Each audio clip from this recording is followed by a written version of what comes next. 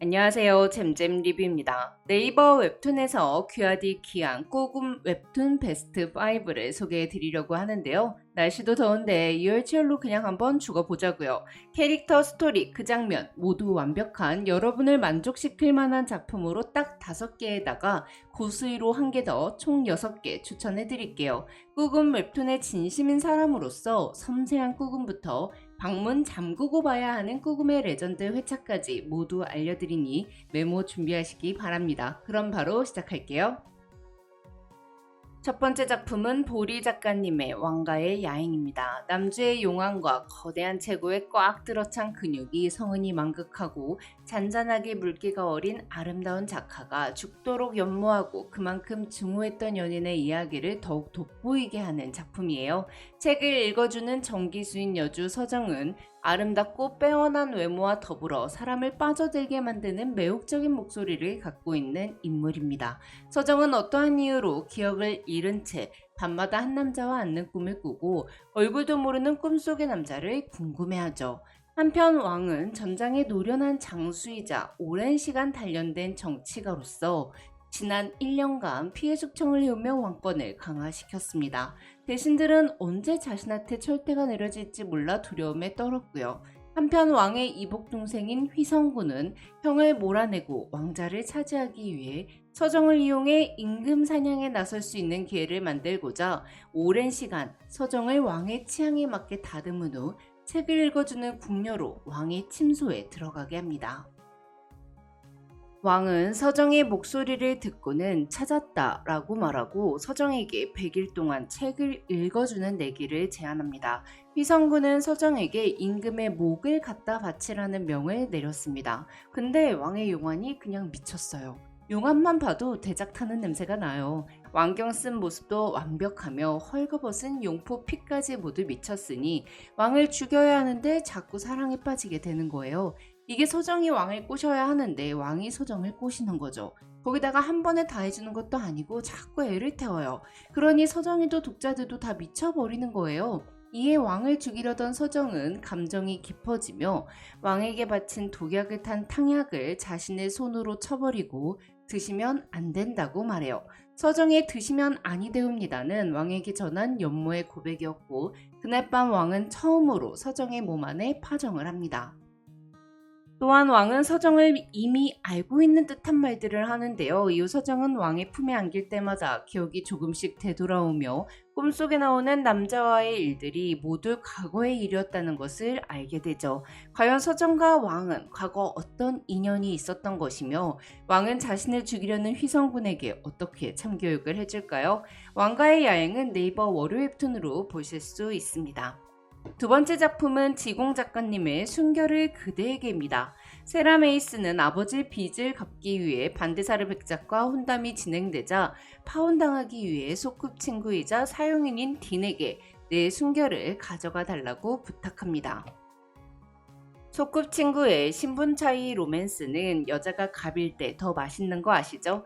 딘의 아버지는 세라의 집 정원수였습니다. 아버지가 돌아가신 이후 아버지가 가꾸던 정원은 빛을 잃었지만 딘의 빛은 여전히 그 저택 안에 있었기 때문에 딘은 메이슨가에 남았죠. 하지만 평민과 귀족이라는 신분 차이에 부딪혀 세라를 여자로 생각하는 자신을 계속 부정했어요. 그러나 세라의 집에 온 반대사르 백작이 딘에게 난 누가 먹던 음식은 싫다며 세라가 순결한지 묻자 그런 개새끼한테 사라의 순결을 줄 수 없다고 생각한 딘은 옆방에 반대사르가 있음에도 불구하고 세라와 해버립니다. 이후 딘은 세라에게 내 몸도 마음도 전부 너의 것이라고 고백을 하고 욕망이 이끄는 대로 서로를 사랑하죠. 이런 몸을 가진 남주가 처음이라 부끄러워하며 하는 게 취향이신 분들은 5회 꼭 보시고 귀족 아가씨가 강하고 부드러운 어조로 명령하는 게 취향이신 분들은 13회와 14회를 꼭 보시고 아슬아슬하고 설레는 감정선이 취향이신 분들은 8회부터 10회까지 꼭 보세요. 약혼자 집에서 약혼자 몰래 하는 건 19회에서 20회 보시면 됩니다.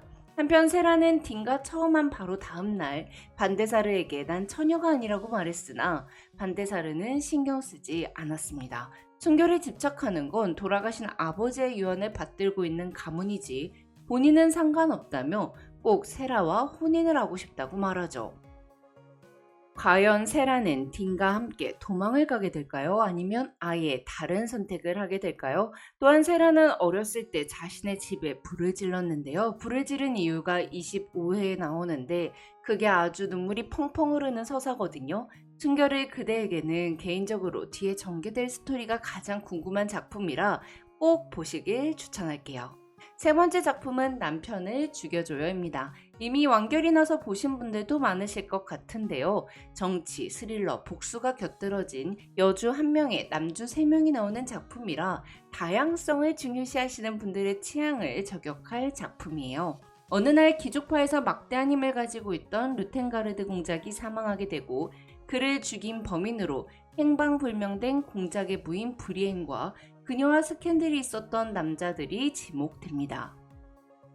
8년 전 몰락해가는 공작가의 딸이었던 브리에는 돈 많고 능력이 뛰어났던 아스타일 남작의 차남에게 팔려 혼인을 했습니다. 대릭은 자신이 원하면 언제나 부부관계를 해야 하며 이를 어길 시에는 부모님께 지원금을 드리지 않겠다는 계약서를 내밀었어요.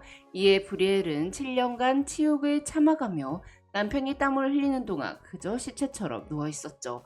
그러던 어느 날 브리에는 자신이 그린 풍경화를 칭찬하는 첫 번째 남자 크리스를 만나고 크리스를 모델로 그의 나체를 그리고 크리스와 하면서 쾌락을 알게 됩니다.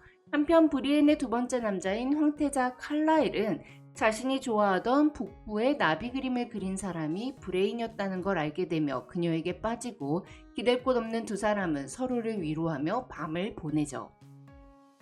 이후 브리에는 세 번째 남자인 어릴 적 친구인 샤샤와 재회하게 되고 샤샤와도 밤을 보내는데요. 남자가 총 3명이라 꾸금 장면이 아주 틈만 나면 나오고 수요 없는 공급인 브리엔 남편의 꾸금 장면까지 더해져 거의 3회에 한 번꼴로 그 장면이 나와 꾸금 풍년인 작품이에요. 그것 이외에도 여주가 쓰레기 같은 남편에게서 벗어나 스스로 미래를 개척해 나가는 내용이라 꾸금뿐 아니라 스토리도 꽤 재밌어요.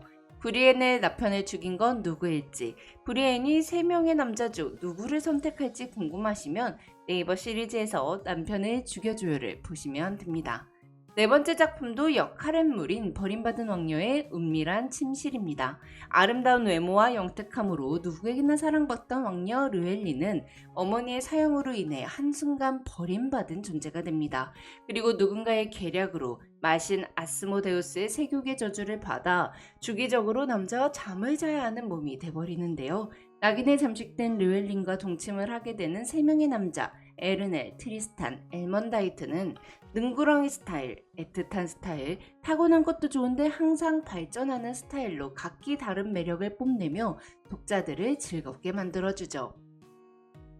버림받은 왕녀였던 루엘린이 자신의 위치를 찾고 어떤 방법으로 세교계 저주를 풀고 3명의 남자 중 누굴 선택할지 궁금하시다면 네이버 월요 웹툰 버림받은 왕녀의 은밀한 침실을 보시면 됩니다.